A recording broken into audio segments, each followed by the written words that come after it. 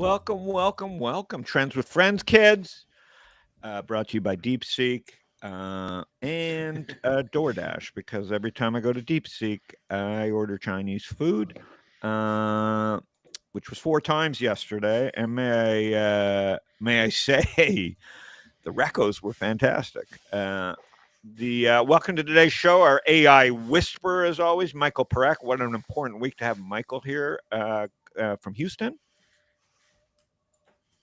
And Phil Perlman, who is in a fight with his hoodie, and we're a crew neck. Is that a crew neck? Yeah, Phil? This is like my favorite sweatshirt that I just throw on and wear all the time. And it's... Yeah, thanks for getting ready for this. It looks very nice. The fuck? What kind This of is the real decision-making me, goes on in this household of yours? And then it's Casual Tuesday. It's Casual cash. Tuesday. I'm cash, man. I'm cash. Yeah. I think it's Inside Out. And then joining us from New York. Hey, my favorite city. New York? New York's. Do you still have a place there, Mike? Do you still have a place there? I do. Okay. And from the Goldman Sachs days. For visiting. Yes, from the Secret Handshake days. And joining us, one of our portfolio companies, good friends of ours, Danny and Franco and Alex. I would say Dejani. Is it the silent J? No, it's a hard J. All right. Turn up your sound a little bit, Alex. So welcome everybody. We are live. Tell your friends, tune in. This is going to be an incredible episode. We're going to get right to it, which is obviously we're going to talk about it. Just the trends with friends. We talk about trends of the week, favorite ideas, massive amount of trends going on. Phil, you want to start it? Yeah, here's the thing. So there's 300 million people talking about AI and DeepSeek and all of these implications. And, there's like 7 of them who have any clue whatsoever what the fuck they're talking about. And we are blessed because one of those 7 is a part of Trends with Friends. And so we have Perek here, and he knows what's happening, and he understands it. We've already talked a little bit about it offline. Supposedly, Alex Dejani has an idea about what's going on, and the rest of us are just kind of make stuff up and give our opinions and just be sort of the everyman that most of the people watching are.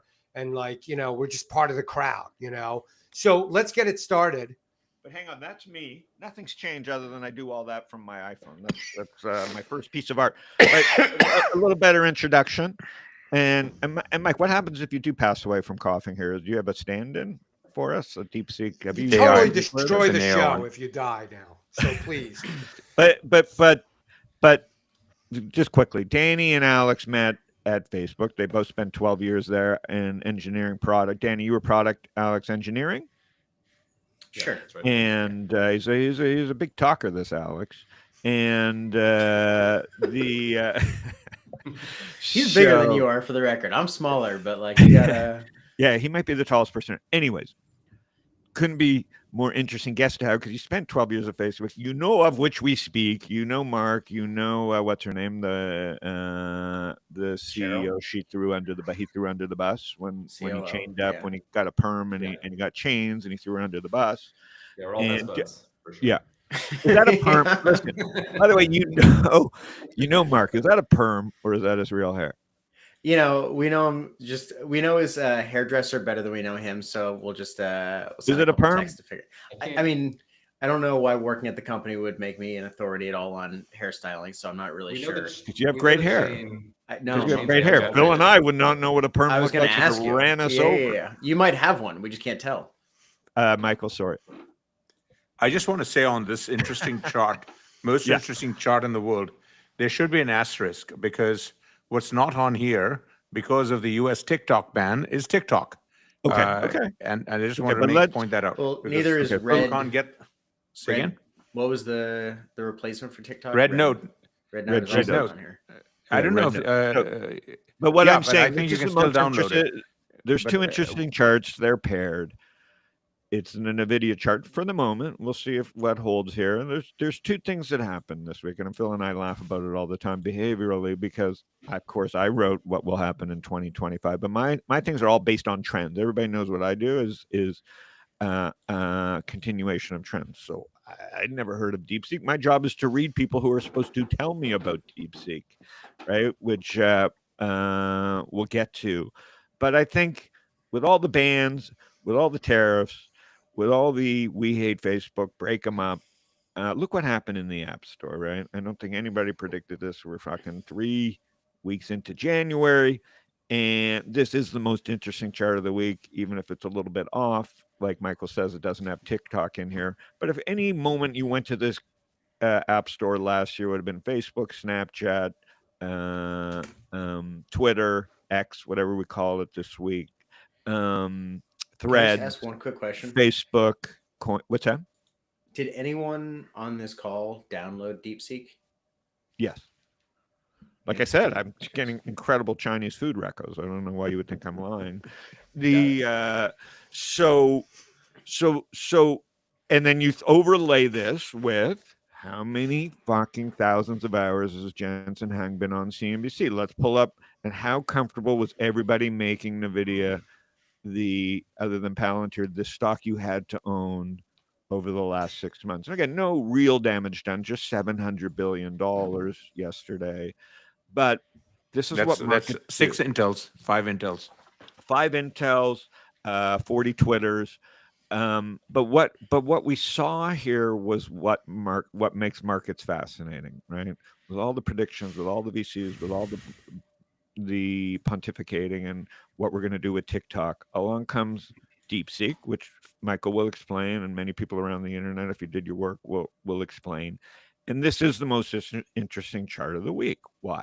Because over the last 8 months, Jensen Huang has used his press and media time to sell billions and billions of dollars to the Magnificent Nine companies who are probably on 30 days receivable. So he will collect that money that might have gone into quiet. Remember Elon flying around the world to beg to give him money to build faster, and along comes an open AI model. So Michael, what happened that led to this chart and to that chart? I call it Jurassic Park because that's what open source is. You think you can contain it. Yep. America put these tariffs in. We're not letting them have our chips. We're not letting them have whatever. We're acting all tough. We think we can corner them off from everything. And much like the movie Jurassic Park, the fence doesn't hold. So where are we? What happened is what happens in every technology cycle that I've tracked for 30 plus years. Startups, when there is true competition and true opportunity to innovate, companies, typically small ones that you've never heard of, come up with new ways to do things with existing stuff, particularly when there are constraints. In the past, Bill Gates, he's got a new book coming out called Source Code. He talks about how 5-6 years before he built Microsoft, he learned how to hand program efficiently because the amount of processing and memory was available on the earliest motherboards was so small that you had to do amazing things programming to make them do things. What DeepSeek did was essentially do that. And they did it because they were a Chinese company. They were constrained by the US in terms of how many chips they could have. So they said, there's a constraint. They figured out how to do far more with far less. I have a big post on that. And they innovated. And they did not copy, as has been popularly talked about. They did not emulate. They reworked how to do AI, and there's a lot of technical detail here. They came up with at least half a dozen critical innovations that are open source now, which means any one of us, any one of 8 billion people can download it and build on DeepSeek's innovations and create a DeepSeek chatbot or chat service on servers outside of China. So the number one, they just did what tech companies, startups do in every tech wave. They did it spectacularly well. They didn't do it overnight as it's suggested over the last few days. They've been around for a couple of years. No, they didn't do it for $6 million, has been reported. They probably spent over $100 million. Their founder, Liang Wenfeng, is a billionaire quant hedge fund manager in China for a decade, and he funded this thing. So they don't need to raise any money, but they are doing this efficiently. And by the way, before they change the world here, I've been tracking them for a while. In China, for the last year, they were so efficient in terms of building large language models that they forced a pricing war against Alibaba, Baidu, the 6 or 7 major AI companies in China. They all had to lower their prices and lose money against DeepSeek, who was not losing money because they were able to process using far fewer GPUs the inference and the training on the models. So they innovated, number one. Number two, I just want to bring up another point, if I may. Everyone frames this as, is this mean that China is going to win over the US? I'm asking everyone, let's take the China filter out. Let's pretend for a moment that DeepSeek is an Israeli company, not Chinese. Thought experiment. If that were the case, everyone would be applauding DeepSeek as, oh my God, this is great innovation. It's open source. Everyone can use it, including OpenAI, including Nvidia, including Meta. They can all incorporate the big learnings of technical efficiency from DeepSeek and put it in their next products, even if they're closed source. And it would be wonderful. We would be applauding DeepSeek as a wonderful, amazing Israeli company or a British company or a German company or whatever it is outside the US, or even if it was from the US. But because it's a Chinese company, we're now calling it our Sputnik moment. It's a China-US race. And that is misleading. The China thing, I maintain... Mark Andreessen, to be clear, Mark Andreessen, and he's great at these sound bites. And I'm a huge fan. He called it Sputnik moment, so not everybody else. He did, right? And everybody ran with it. And everyone wants to frame this as not everyone. A lot of people want to frame this as a U.S.-China competition thing, and that is fine. Sputnik moments are good. It allowed us to go to the moon, and it only cost us $500 billion in today's dollars, which is about what Stargate, OpenAI, is supposedly going to spend with NASA over the next 4 years to build the next versions of the thing. Luckily, because of some of the innovations on DeepSeek, we're going to be able to do that potentially for far less than 500 billion, or potentially the demand elasticity means that there is so much demand for AI potentially in the next few years that we will be able to do, even if we spend 500 billion, we'll be able to do far more AI than we ever imagined, because the cost of this stuff is going to be far, far lower, faster. And I'm talking about hundreds of times cheaper in terms of efficiency, especially as people start to emulate this. There's a lot of technical detail here, which I will not go into the weeds unless people want to. I've written about it. Other people have written about it. Ben Thompson from Stocktwits, that Howard, you've talked about, has done great work on this. So there's a lot of wonderful technical innovations. For techies like me, it's oh my God, it's like 6, 7, 8 things you can say that are amazing that they've done. But the good news is, because they're open source, everyone can emulate, everyone can build on it. So let's do this. Let's do this. Let's go. Let's get real. I'm dumb, so let's get dumb. I just want to know who this is good for, who this is bad for, and why. Okay. So let's just go right there. Let's say number one, I see Meta's making all-time highs yesterday, right into the teeth of this whole story, and then again today, I believe. So they seem unaffected. What's the implications for Meta off the top of your head? So generally speaking, Phil, I'm going to give you a spoiler alert. It's generally good for everybody, but it's how less good, less bad it is on some measures, which is right. What it the has detail to we'll be talk good. About. Yeah. Okay. Forgetting the people that always get left behind. It has to pretty much, if costs are going to come down, and everybody's going to have 10 AI agents, and if we assume everybody's going to have 10 AI agents or 100 AI agents, and my chief of staff can do 10 times more, and Danny can and Alex can build a company that has product market fit 10 times faster, and productive people can do it. How can that not be good for almost everybody?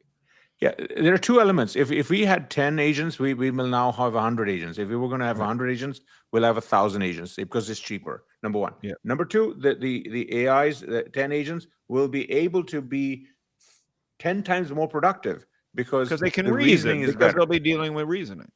They'll be dealing with everyone reasoning. is doing reasoning. OpenAI has wonderful O1 and O3.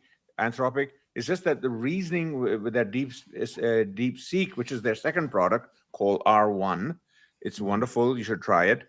It's cheap, and it's also very good because they explain the reasoning steps, whereas the OpenAI product hides the reasoning steps for a bunch of reasons. And so what I'm trying to say is if we were 10 agents, the 10 agents are going to be 10 times better in terms of how they're going to work for you and how you can see they're better for you. And so these are qualitative things. Meta benefits because Phil asked this great question. They're the leader in open source language models.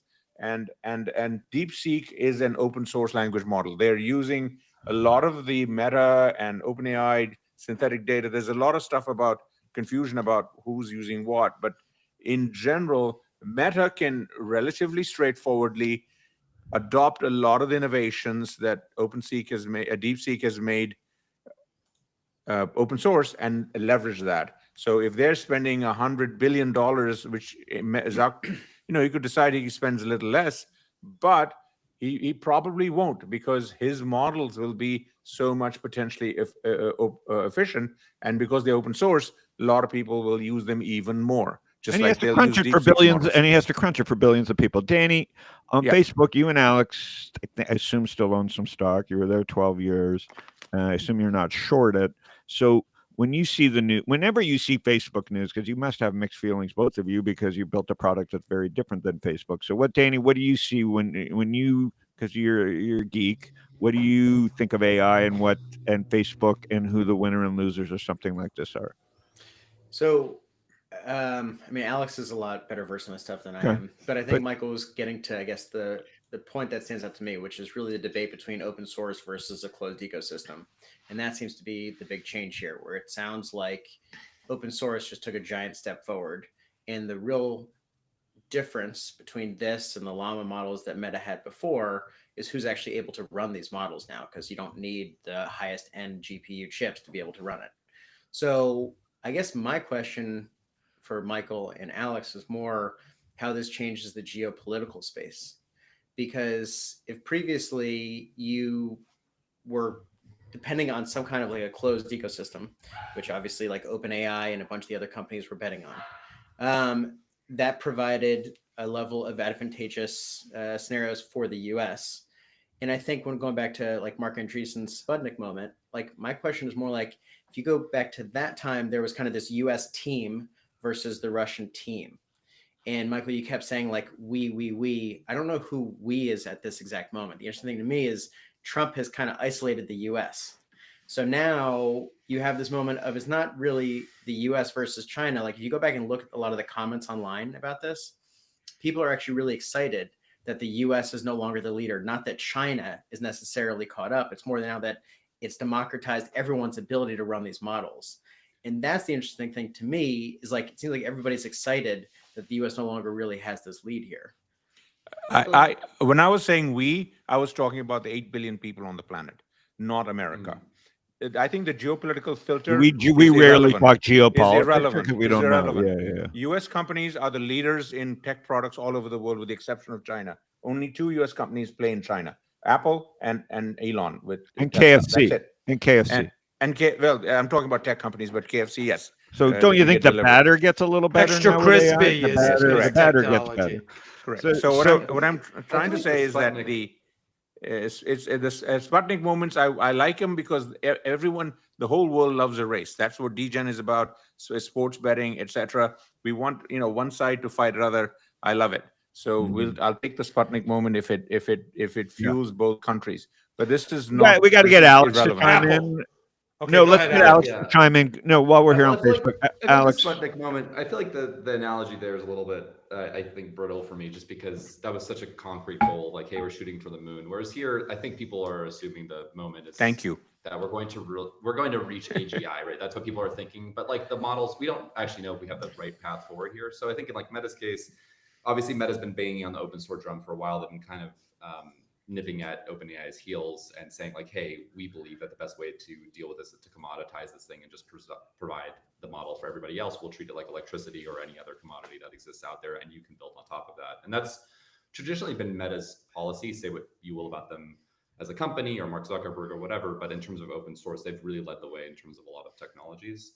I think the next thing that's kind of interesting around this is that it seems like people are assuming that because DeepSeek has released this model that's comparable with the current state of the art, that like GPU power is not going to be relevant for the future iteration of models. Like O1 is not, like, it's the state of the art now, but it's not what people would traditionally call AGI, which is like what the race, you know, that's where we're trying to get to, I guess, when all these companies are talking about raising. I mean, Sam is raising 500 billion now, but last year he was talking about $3 trillion. And so like, undoubtedly, I think Michael's pointing this out, like with technology, we've seen that same cycle over and over again, where it's like people make a large inefficient system, then they chip away at it over time, make it much more efficient, smaller, so they can build higher level abstractions on top of that in the future.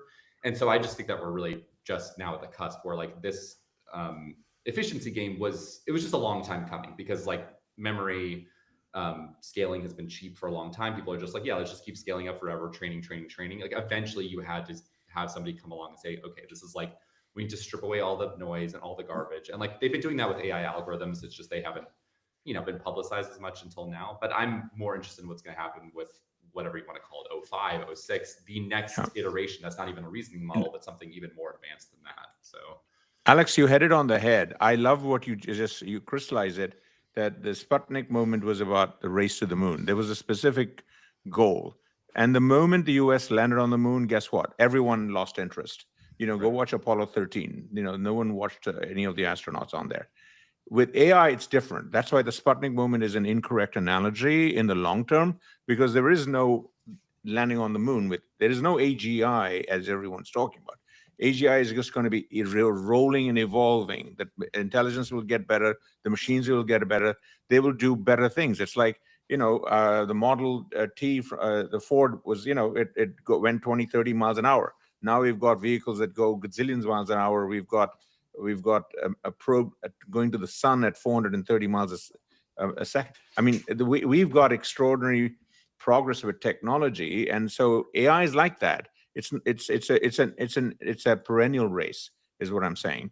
And so the geopolitical framework is important to get resources around something and government policies around something. So there, Danny, I totally agree that the geopolitical filter is important to get the short-term resources for the U.S. government, whether it's Trump, Biden previously, to support infrastructure policy changes, regulatory changes, so that we can build the power plants, the data centers, which, by the way, we are still going to need in the quantities that we were talking about pre-DeepSeek. That has not changed. Okay. Today's thing about, just because this DeepSeek does it much more efficiently does not mean we need fewer GPUs. And I can walk you guys through it because of what's called Jevons paradox and demand elasticity. When you come up with a good technology widget, people will use it, and they will use it far bigger than you think.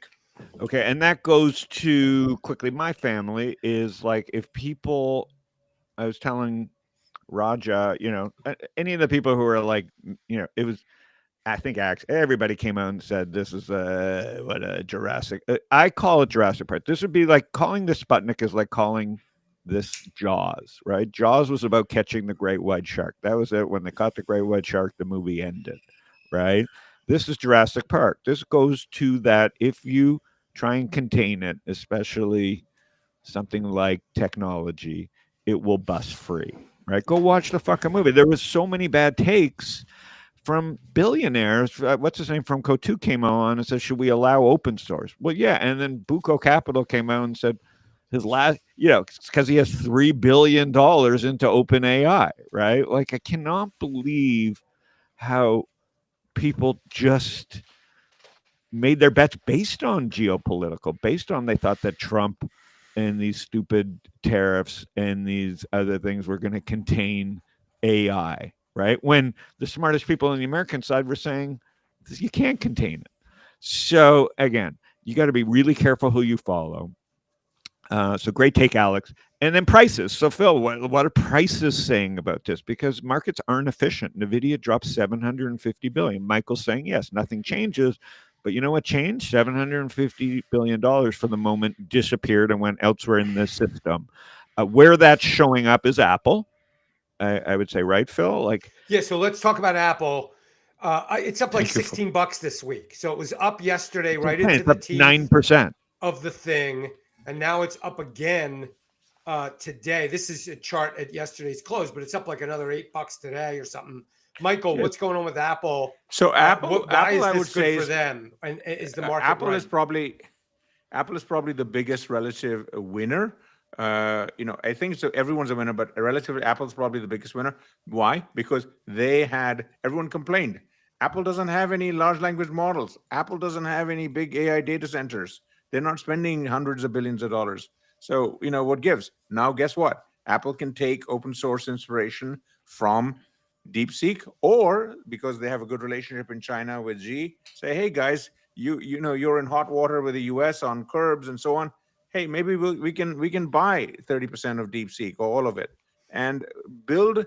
And that's the speculation on my part. So I'm just saying Apple can today, with or without DeepSeek, build their large language model if they're planning. We know it's rumored out there. They could build it with all the innovations of DeepSeek and other things that are going on, and have the late mover advantage on building better AI large language models and better AI reasoning models relative to the companies that have come before. So Apple has a blank slate. They can leverage the most recent innovations and build that better.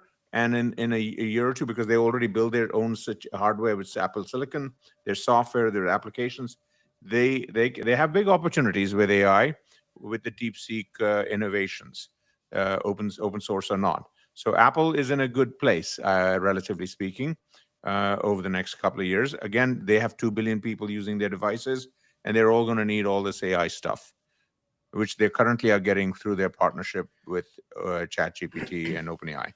Okay, let's.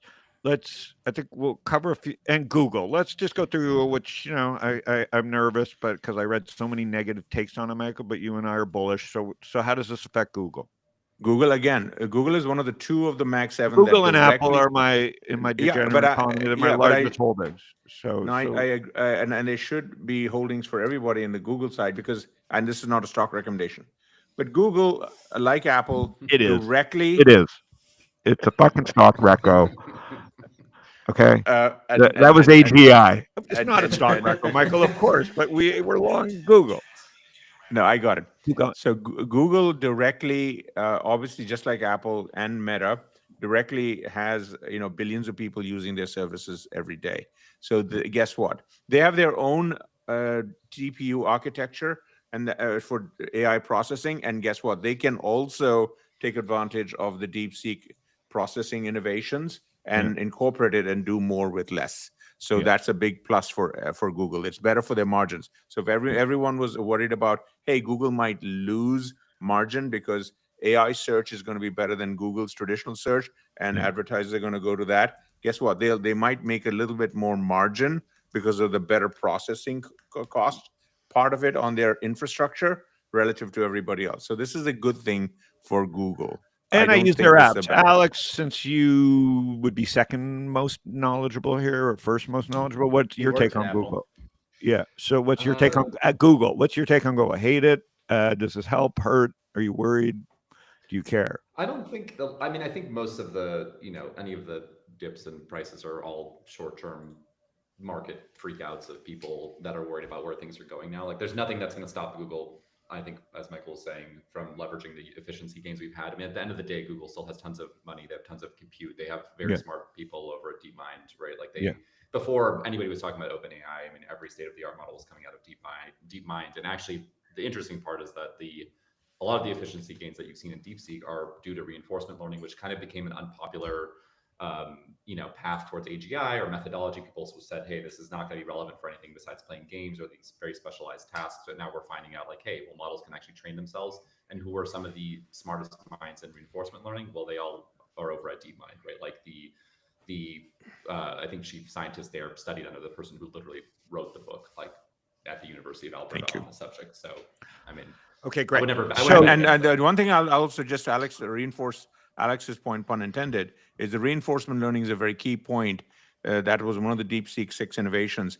And Google has the biggest asset besides TikTok of video asset in the world. And TikTok, that is a huge training data set.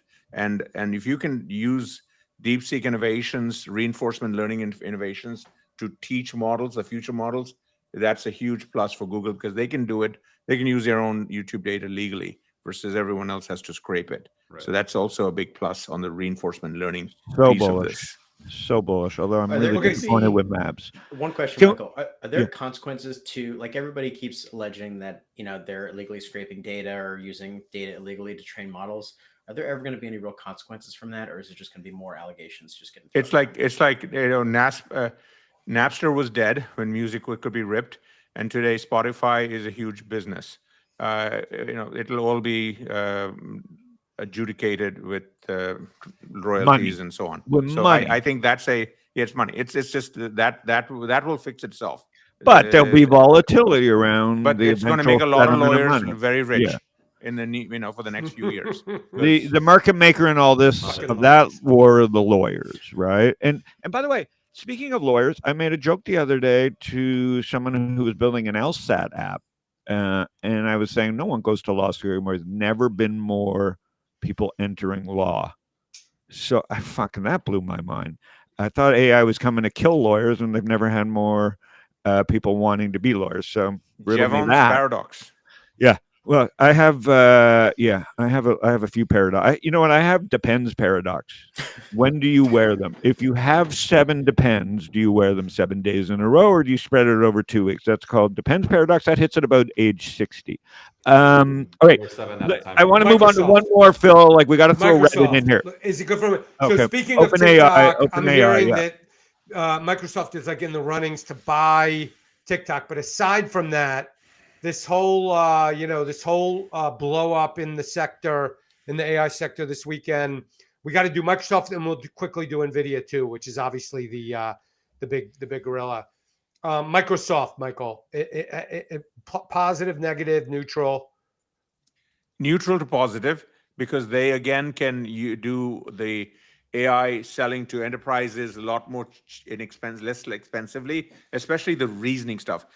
DeepSeek's R1 has big innovations, which Microsoft can leverage both through their direct small models like Phi, PHI, 3, etc., but also because they have a partnership with OpenAI, and OpenAI is also going to be able to leverage a lot of the innovations.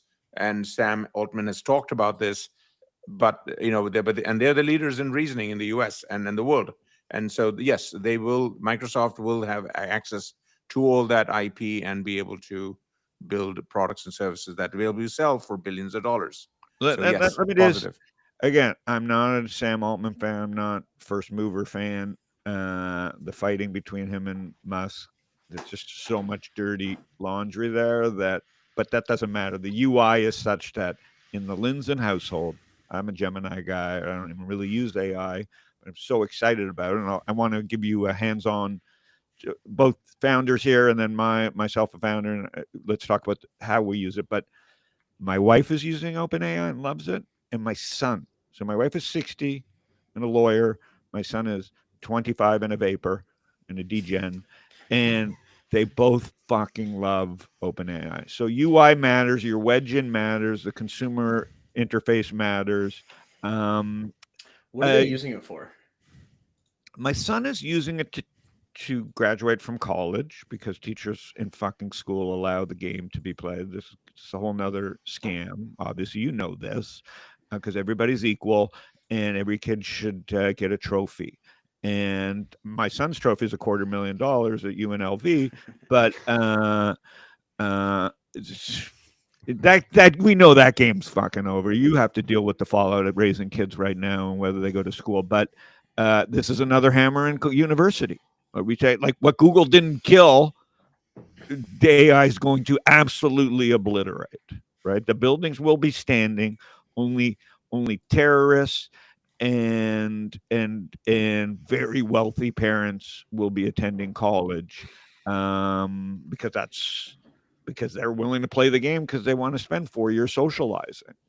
Go be a chief of staff. The new tagline of America should not be Sputnik. It should be a chief of staff, because you now can be a CEO like me, only be able to know a little bit of AI, but my chief of staff can build me 1,000 AI agents.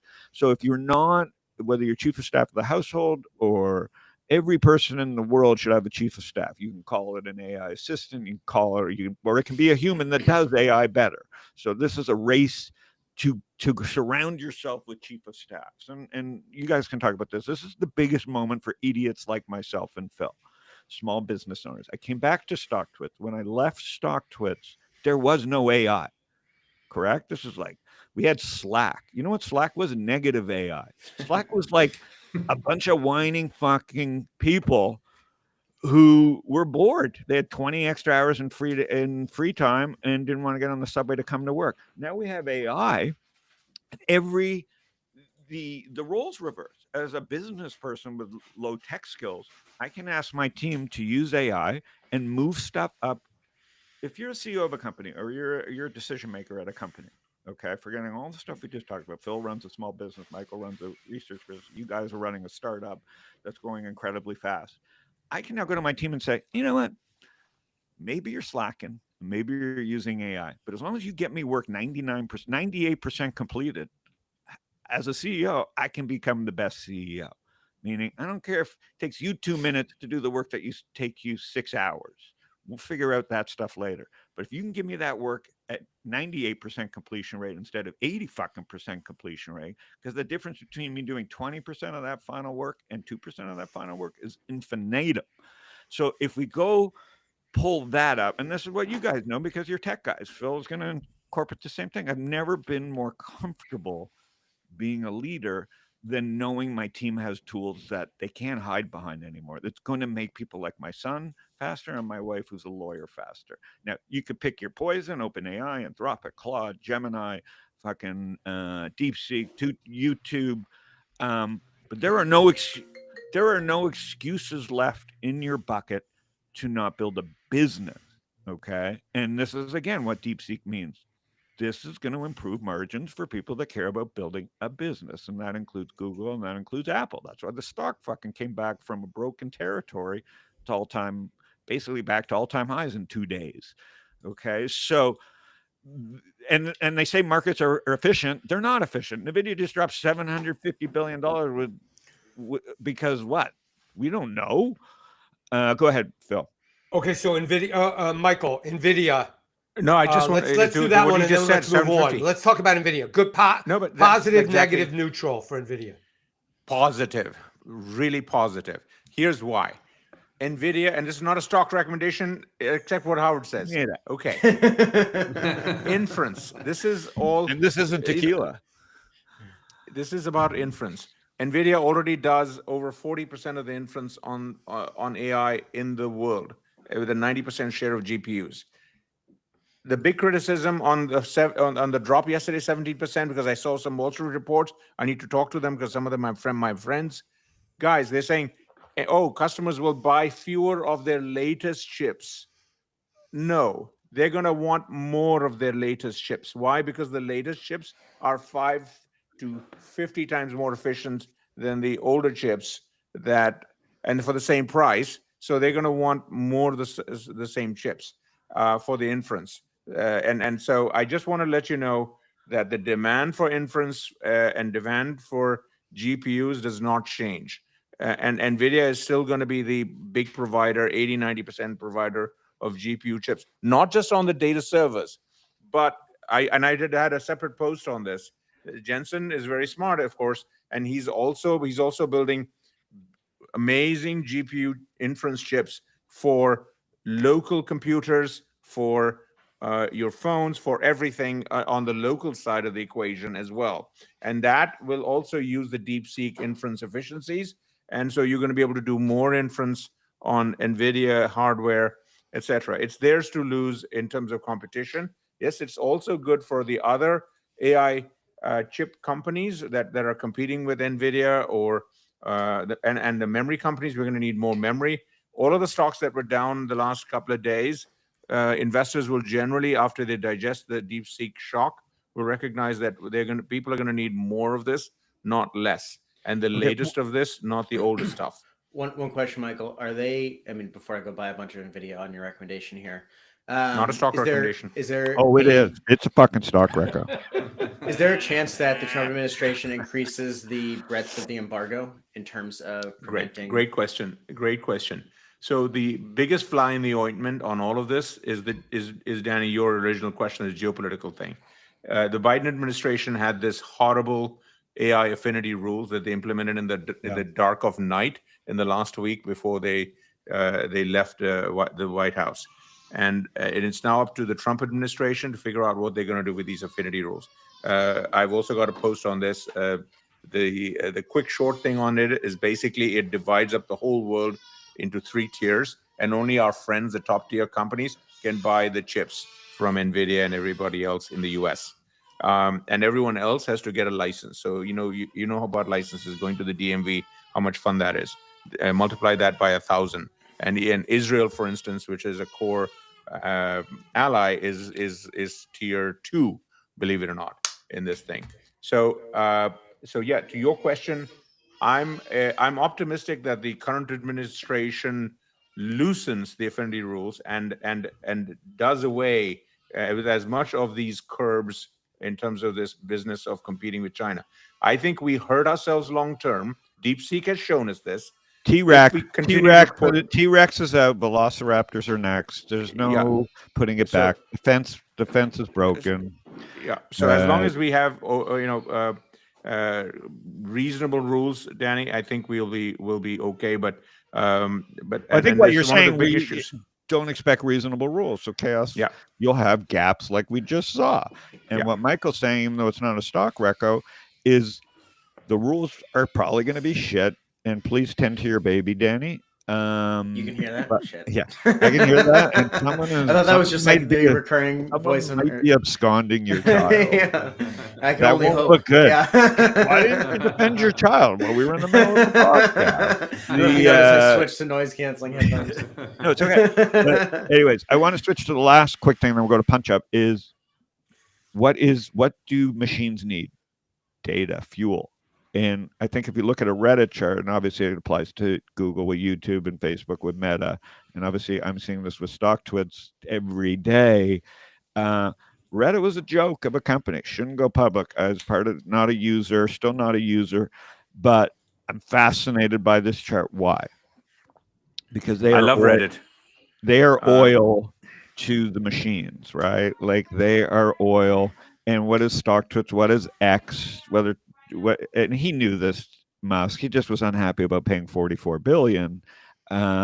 Musk just doesn't like to be got, so he wanted to back out of the deal. But everybody who has friends typing into the machines, you are in charge of a lot of. You are now the head of raw materials, and I'm seeing it every day at Stocktwits. I'm seeing it every day in the stock price of Reddit. He who has original stuff to feed into the machine is going to get paid at some point for this, right, Michael?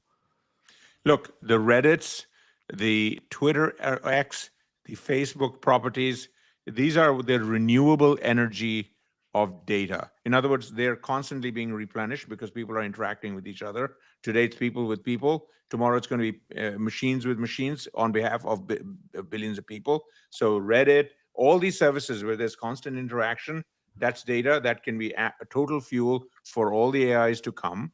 And you're going to be able to, thanks to innovations from DeepSeek and others, you're going to be able to create the reinforcement learning that Alex was talking about a lot more efficiently and create synthetic data off the Reddit data, off the Twitter data, off the Meta data, etc., the Google data and Apple data, etc. And that is all goodness, because we're going to need infinite amounts of data.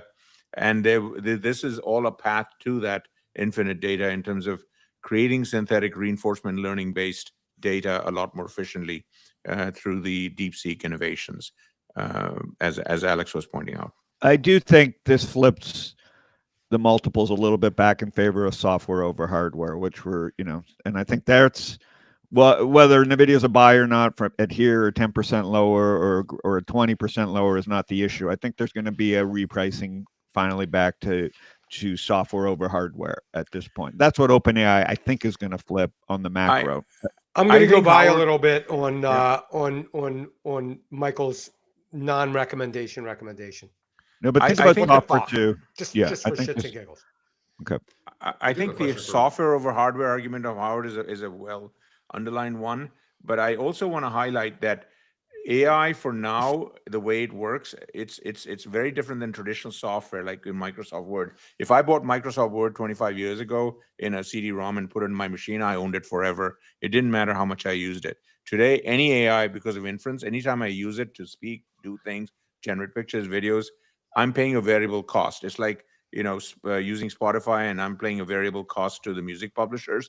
There's a variable cost to this stuff, and the challenge here is to bring the cost down, which DeepSeek is doing through software, using hardware more efficiently. But we're always going to need cheaper and cheaper hardware, and so that's why there is this joint alliance on the hardware software. That's why all the big hyperscalers are buying hardware, like they're going out of business or going out of style, I should say.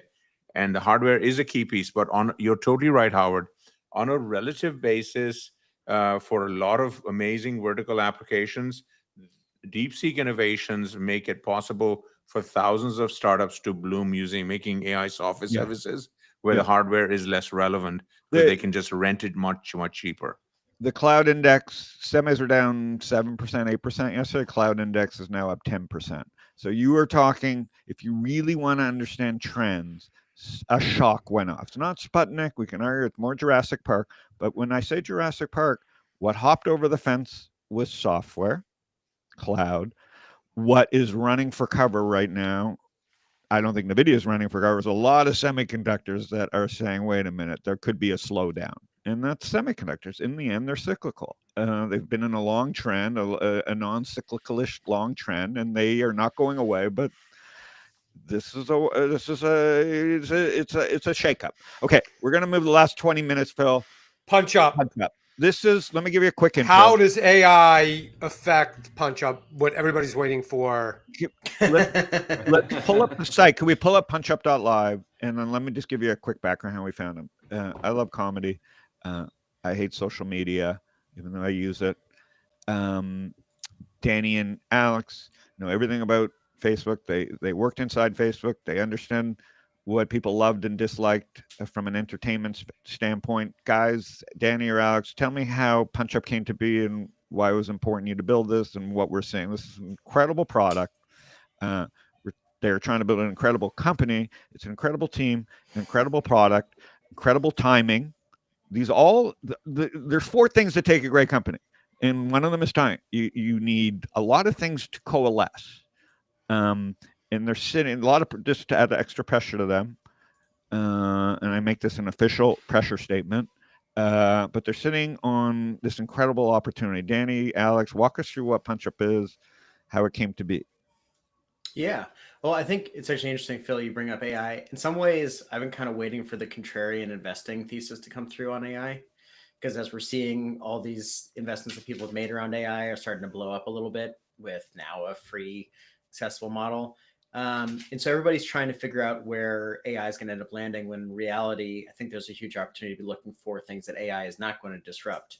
And our big focus is in live entertainment, which is something that I don't think AI is ever really going to be able to touch, which is also why I don't have particularly strong views on AI, because I'm spending my entire time focusing on the real world.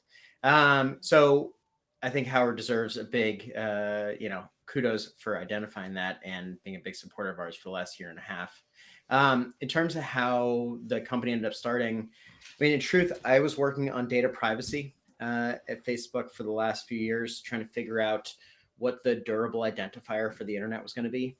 Apple, I guess going back a bit to the open source versus closed ecosystem world, obviously is a big believer in closed ecosystems, and was doing away with the mobile identifier, ostensibly, on the internet, which is going to screw up a lot of how you end up delivering personalized advertising. And at Facebook, we were trying to figure out, all right, cool. If mobile ID is moving away, like how are you going to be able to deliver these types of personalized ads?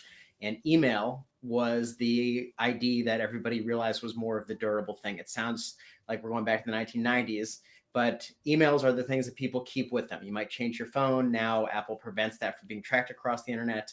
Cookies were theoretically getting done away with at that time when Google was going to deprecate them. And the email was the thing that was going to persist.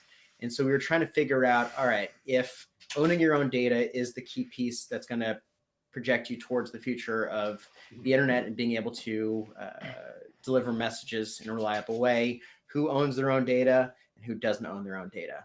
And we essentially realized that entertainers are now the key fuel for social media companies. They create the content that social media companies are able to then put ads next to. The problem is that they don't own any of the awareness of who's actually seeing that audience. Similarly, when they try to actually sell things, especially on the live entertainment side, you have ticketing platforms and venues that are responsible for collecting all the data of who's actually buying their stuff. And so we realized that there was this huge opportunity to come in and both now allow entertainers to understand who's actually, from a marketing perspective, watching their content, and then from a conversion perspective, who's actually buying their stuff. And so we try to sit in between social media companies and ticketing platforms and provide a whole bunch of insights and analytical tools to help them operate as more modern e-commerce companies. Great. That's great, man. There you go. I just thought, hey, we make this platform. I didn't realize you guys had thought this shit through from the bottom up, which is incredible and empowering. So I'm gonna let my dog in so he stops scratching on the door. So I mean, there's a lot of parallels with Facebook, actually. So one of the key things that Facebook figured out is in advertising, you previously would look to see who clicked on an ad to try to figure out, all right, cool, Howard Lindzen clicked on this ad. Let's find other people who look like Howard Lindzen to show this type of an ad to. The problem is that very few people who click on an ad end up actually buying that item. So it's actually a really bad targeting measure to be running regressions to figure out who are similar audiences to be showing a given ad to. What Facebook realized through the Facebook Pixel and now through the Conversions API is if you get lower down in the funnel and are able to understand who's actually buying that item, you can deliver much more targeted advertising.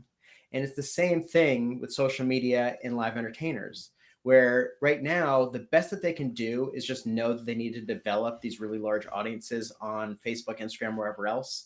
And they're using as a proxy how many likes they get on a post to try to understand what the real business value is for them. So if you get 10,000 likes on an Instagram post, you hope that that translates into actual ticket sales or merch sales or content sales or whatever it is that you're trying to sell. The reality is it doesn't, because just like clicking on ads, it's a really bad proxy for who ends up actually taking the action that you want them to take. So what our whole product does is allows them to operate much more analytically and understand, all right, you might have posted this particular post on Instagram, which got a lot of likes. It did not drive a lot of ticket sales for you. But when you made this other post, this actually did allow you to drive more conversions. So you want to do more of those types of posts and allow them to operate a lot more scientifically as an online business. Are you guys able to leverage, given your knowledge of the Borg, are you able to leverage your knowledge for your own reach and visibility? Yeah. Yes. I mean, sorry. You know. I'm sorry if I asked a question I shouldn't have. Yeah, I think we're missing I think we're missing some of the key trends that this encapsulates. So I go to me running Stocktwits. It's never been easier for an old fart like myself, non-tech, to become a leader, because tech has become more ubiquitous, and tech has become less complicated because of the UI and because of the machines. This is a complete flip of the model, right? The only way, just as we're trying to say Zuckerberg has too much power, you can yell all this into forever and ever, but the network is the network. The only way, this is another Jurassic Park moment. Email is the best pipe, right? If you have been a contributor like me, and I'm not a big influencer, but I'm an influencer. If you're a comedian and you spent your whole career building followers on YouTube, Facebook, they, much like a meme coin, have been rug pulled time and time again. And it is in there. At some point, they have to learn that to talk to their customer, they need pipes that they can trust. And email continues to be the best pipe. Well, and I think it's so, also. Go ahead. That's a really good. Yeah, I think that's a really good point. It's like, you know, Danny's an expert on the privacy and tracking stuff, but at the end of the day, like, we've been very customer focused from the beginning, and like the easiest proxy is like the emails that get sent out. Like, people want them, they opt into them, they interact with them, they're happy to receive them, they don't see it as spam or just like more noise in their feed. And so the conversion rate there is just so obvious. Like, your list is actually comprised of people that willingly came and said, hey, I do want to be part of this thing, I do want to be reached out to. Think about the years the comedians went on stage, still do. We're all doing. We should all have our email address on our shirts. Think about the times comedians went on stage, said, "Follow me on Twitter." The misdirection of their own brand, offloading their trust to a network that rug pulled them. Every comedian still doesn't do this, but when they're live, why not have their email address? Doesn't mean that. So people should be able to talk to their fans in a way that they can control their data. And I think the most interesting about what you're doing is this is a network, right? The fact that a comedian can share potentially his list because he knows he has 20,000 Des Moines emails and can share it with a comic that he wants to, and instead of sharing his whole list, can share and fill butts in seats. So this is also a butts in seats opportunity that Facebook and Twitter and all these places never solved. So can we walk through that quickly? Well, I think there's also, we combine a bunch of different components. So obviously we want to enable direct communication, but like you said, we also are a network. And one of the key distinctions between us and a social media company, as they're traditionally run right now, is the incentive structure. The ultimate customers of a social media company are advertisers. And so there's been this progression. We kind of talk about 3 different stages, and we're writing an article called The End of the Internet's Grand Bargain, right? Where the first stage of social media companies was for Howard and I to share photos of Howard golfing and me, whatever. And it was really for, friends to be able to connect. And that made a lot of sense. Peer-to-peer, and was a very durable network because they had all these connections between all these individuals, and you could never really migrate that off unless you got all of the people on the network to migrate off. Then you have this next phase where, all right, we're still sharing content between friends, but now we have these famous people who are creating content.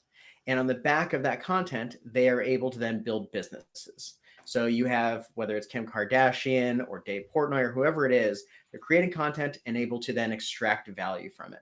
The problem is that in this third phase, there's now so many people trying to do that they're not really getting the same level of value out of it as they wanted. So they're still spending a lot of money creating the content, but they're not able to then thrive from a business perspective on their own end.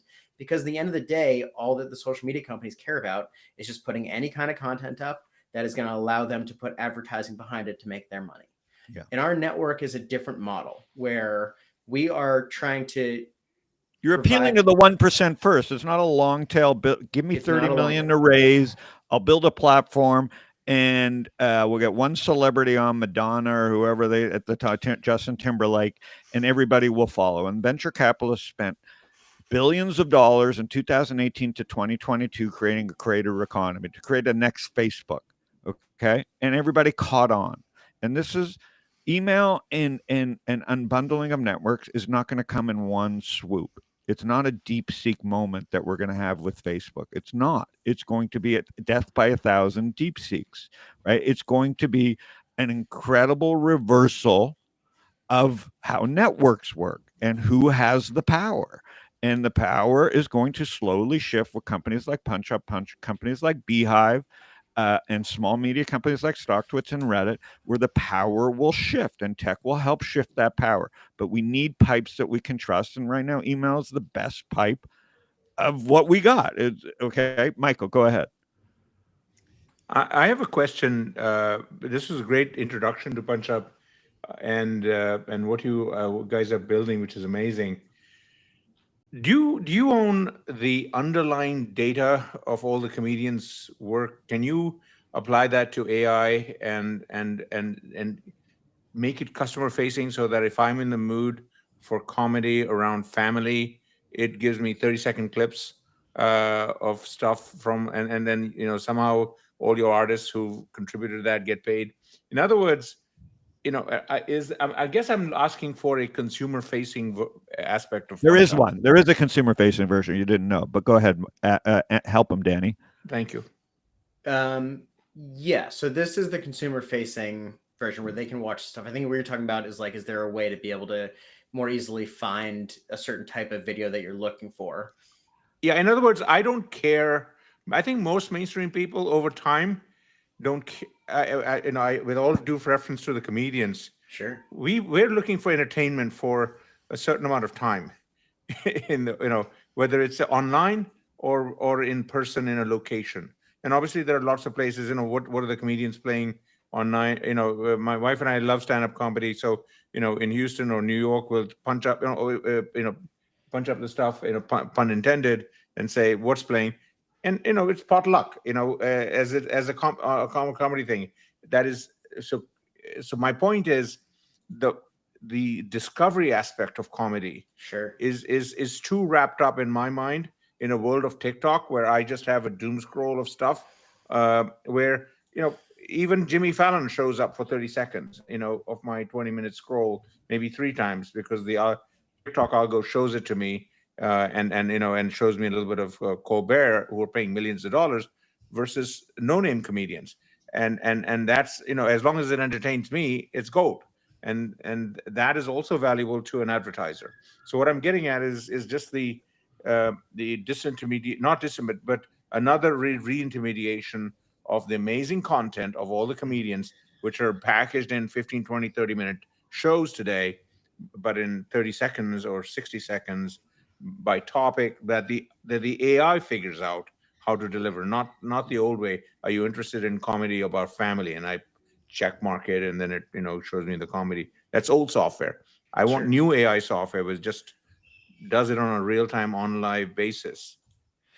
Yeah, I mean, I think what you're talking about is just a better algorithmic delivery system, and not just better AI driven.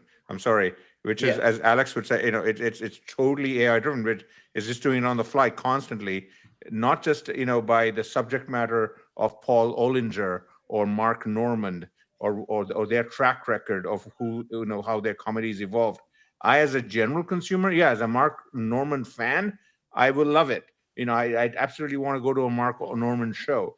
But most mainstream people, out of 5 billion who are looking for comedy, just want to be entertained. And Mark Normand's key bit on something that shows up automatically through AI, not through a conventional database stuff.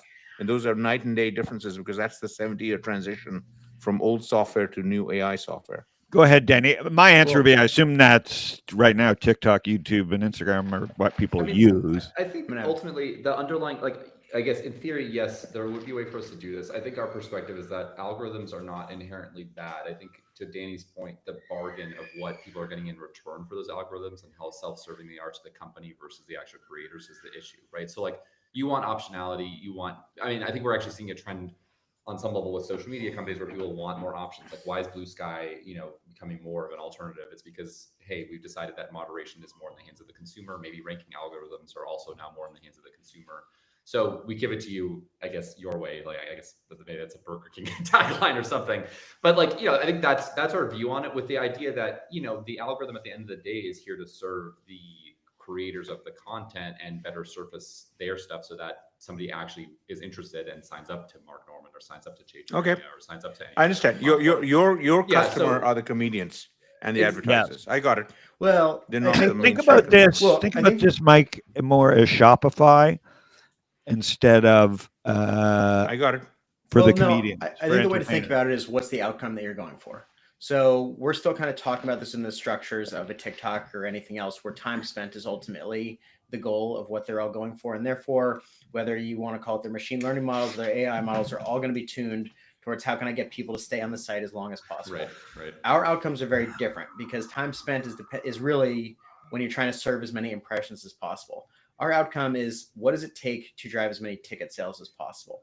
Because ultimately for us, our long-term ambitions are to become a ticketing company. We want to be a company where we can sell content, where we can sell merchandise. It's a transactional marketplace, as opposed to just content farm that's just trying to shove as many ads in as possible.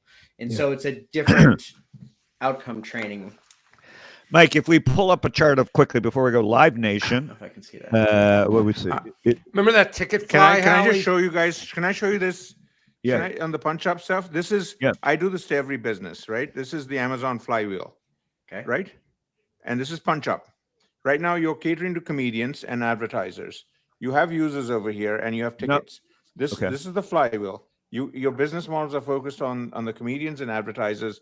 But what I'm saying is the users are a key part of the flywheel, and the algorithms and all that stuff are just tools. And my point is that there's an opportunity to think about it in this context, because you're totally online. You're so cool. You are so focused on comedy that there is an opportunity to build an Amazon-like flywheel.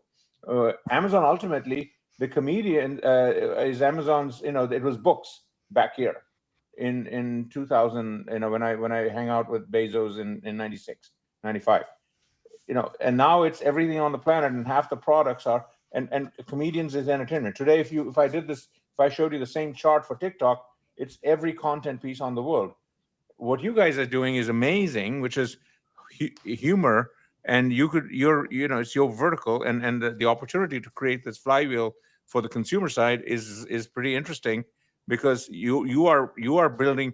The more you have of users, the more you will have a funnel of every comedian in the world in every language.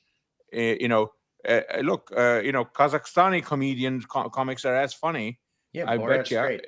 As American English and Australian comedians, and so that's what I was getting at, and today's technology, everything we talked about, the DeepSeek, all those are just tools, and in the end of the day, who cares? It just facilitates this stuff. The most exciting thing here, though, I think, and we've been talking about it as a company, they just bought a ticketing company, is Live Nation is OpenAI to them, right? If you look at a chart of Live Nation, while everybody's talking about AI, another monster exists in the world, LYV, and in a world, these are the guys that Phil, like this is the combination of Ticketmaster and Live Nation. While you were dragging Bearded One and Zuckerberg, Perm Boy, to the Senate committee, the government approved Ticketmaster, Live Nation, and there's no way to unseat this. They have so much money to buy in. So just like there's not going to be a DeepSeek moment. Danny and Alex would love a DeepSeek moment, but there's not a DeepSeek moment for ticketing. So it's death by 1,000 cuts. And Nate Bargatze did 84 million in ticket sales last year. So this is really where you got to solve. So the question when you look at this is like, is this run up because Live Nation is doing something unique, or is this more a reflection of the live entertainment business overall? And if you believe it's the question of the live entertainment business overall, then all right, cool. Let's figure out kind of what are the larger trends happening. And there's two distinct ways of looking at the live entertainment model. The first is Live Nation is obviously buying a bunch of venues and is, buying a bunch of ticketing rights to venues themselves. So they are aligned very closely with the venues.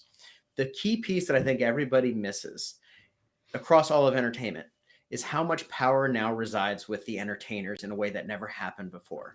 To sell anything in the world, you need to have reach.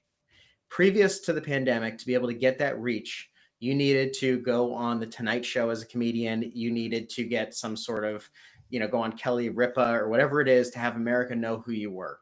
You needed to have a manager get you that connection. Then you needed an agent to have the industry knowledge to know where you should then go tour. And then you needed a promoter to help you market it and let everybody know, hey, such and such person's coming to town. In a post-pandemic world, the entertainers in many cases, like a Nate Bargatze, he has more reach through his social media channels than any advertising that a promoter could possibly do. So our whole hypothesis is if we are aligned with the creator, with the entertainer, with the comedians, that provides a whole new host of opportunities to reimagine how you actually end up selling tickets, because ultimately we think that they have the real reach to make the sales actually happen in a way that wasn't possible even 6 years ago. And so I look at this chart and I posted something similar about this on LinkedIn. I'm wildly excited. I kind of go back to my original point here of like everybody is just focusing on AI and literally just playing roulette, trying to put a chip down on a number and hoping that they end up guessing right, as opposed to looking at the thing that's right in front of them that is growing, obviously. $32 billion, Michael, and all they're doing is they're this evil monopoly.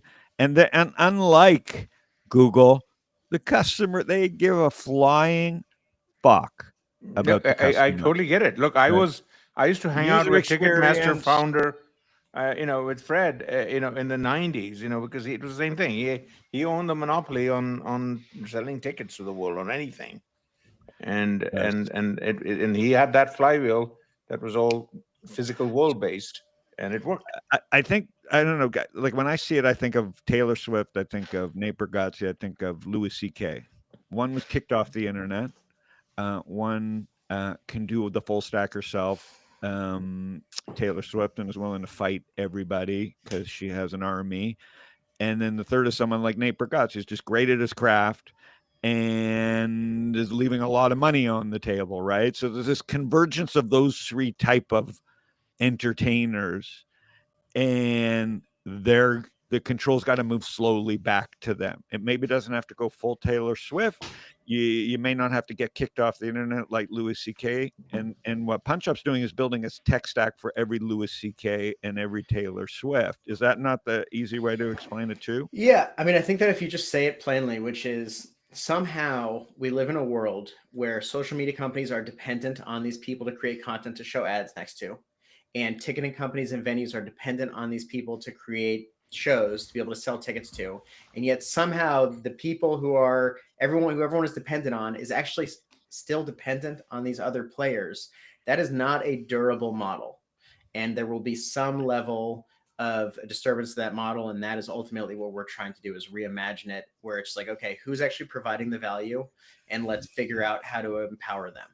I mean, think about what LYV has been able to do by quietly building a small $32 billion company while there's $1 trillion companies going on. They have created terrible customer experience. They have created the incentives that are so screwed out of the motion. They're just so screwed up. So it's really a fascinating moment for you guys. Are the comics catching on that you're an empowering force, and that's a relationship they want to have? Like, how's that going? We have spent no money on marketing at all, and we're going to hit 500,000 MAU this month. The reason is that the comedians are the ones promoting us. If you go on the podcasts of the comedians that we have on the site, they're actively pushing everyone to our site, because we've, again, aligned ourselves from an incentive standpoint, where the more they promote us, the more tickets they sell. And so we've found this really sweet spot where they were a wildly underserved population, and have just kind of, joined forces in terms of figuring out what the destiny looks like together. So no, we're extremely close. Like, we see them as our ultimate customers, which is very different than everyone else that sees, whether it is, advertisers or anyone else as their customers. How many comedians on the platform, and how's that changed? I think we're approaching 200 of like the top comedians. We have Tom Segura, awesome. Louis C.K., Larry David. So yeah, these are the top performing comedians. Yeah, Sam Morril. So I don't think what people understand too is there was just its incentives, along with timing, along with the fact that the market mispriced that Ricky Gervais moment and Louis C.K. The market mispriced what a comedian was worth and what they could say, and I think the pendulum is swinging. This is great for comedians to remember. They're still going to use YouTube and Facebook. They're just going to change how they use YouTube and Facebook. So Mike, a great comedian like Sam Morril is only putting his crowd work, his commodity work on YouTube as lead gen engines, and then on a site like PunchUp, he's putting his work that his fans would pay for. Right. Well, now he also understands what is actually lead gen material versus what is not. And that's ultimately, like, we kind of call it's like part art, part science. And we give them the tools to experiment with the art to figure out the science. So yeah, go ahead, Alex. I'm sorry. I was going to say, I mean, of course, in our like world domination moment, vision of this, it's like at some point we think that the incentive structures are going to just flip, right? Like, we've done a lot with very little. I mean, 200 comedians for the amount of MAUs we have is nothing because we're getting the creme de la creme. And at some point, they might start questioning, hey, is the lead gen worthwhile to put on YouTube, or should I just be getting more fan interaction on a place like PunchUp, right? Like, is that more downstream value for me long term? Is there a generalization play here where you could get, sort of veer into music once this is built out? Is there a music play? You smiled. We have designs. Yeah. Give them hell, man. Yeah. I mean, we think anyways, we think the same this hypothesis company applies to everything. This goes to the flippenings that are happening all over the world. The world doesn't just operate around the top 10 apps in the App Store, right? VCs, the attention is misaligned. While you come into Trends as Friends, we talk about the biggest trends, social leverage, and all of us think about the littlest trend. People are chasing the wrong gods, right? If you want to compete with Andreessen and Sequoia and go bet $2 billion on OpenAI and fight it out on Twitter, there's a game being played. God bless those people. They're being fueled by oil in the ground and Saudi money and Russia money. That game has been won and it's been corralled. At the base level, while the planets are fighting, there is disruption happening because of the tools that we are talking about today. One of them being email, one of them being AI, one of them being the power of the user. That is the Jurassic point for the user is they're getting smarter. I don't know what movie they said when they go, they're getting smarter. There was no dumber people than comedians. They just want to practice their craft like a trader. They want to wake up, grunt, read the news, write jokes, go put them on stage. What does a trader look for? They wake up, they want to see what's trending, what's news, how to find alpha. These people are getting smarter. We are getting a complete reversal of fortunes. It doesn't mean Facebook's over, but this is an incredible. Only people that lived at Facebook like this or understood the problems that the entertainers have would do it. So hopefully people can see that like this is one of the most interesting new combinations of media and networks that exist, and you couldn't have talked about a narrower idea. So I think narrow is cool, raising less money is cool, and DeepSeek proved this again. Software is cool, and be careful what pipes you use. Choosing your pipes properly is super important. So all those are happening around Beehive. Around PunchUp. And there's a consumer version. Go sign up. Go tour some funny comics. Follow them. You can see when they're coming to your town. What else can we expect, Danny and Alex, from PunchUp? We have a consumer app that's coming out in the next few weeks. There's going to be a ton of product launches here. We have a really big roadmap coming up in the next 6 months. All right, beautiful. We can talk about some of which we can. Phil, anything else before we let everybody go? Yeah, just a quick point. Don't be an idiot. So yesterday, over the weekend, there was all this hype about DeepSeek and just so much angst and so many pontificators pontificating across the social web and across traditional media. And people panic. Like, this is about money. And money is emotionally charged. If you're a long-term investor, this is and now, by the way, I'm looking here at the S&P 500 and we're less than 1% from an all-time high. So basically almost nothing happened, right? You got the semi-space, sure, it got hit. But if you're a long-term investor and you're investing wisely in low-cost, broad market ETFs, just go take a walk. Like, you get a weekend like this. Let's say, a month from now, a war breaks out over the weekend. Shit happens in this world. It's a crazy world. Just go for a walk. Don't sell everything. If you're, don't sell your retirement money. Don't freak out. Just get outside, breathe some fresh air, go for a walk. That's my only insight over the last 3 days.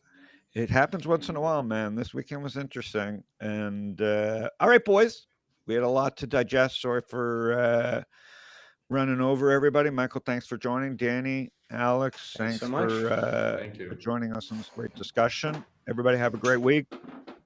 See you next week. Great job, fellas. Thank you, guys. Awesome. Thank you. Adios. Appreciate it.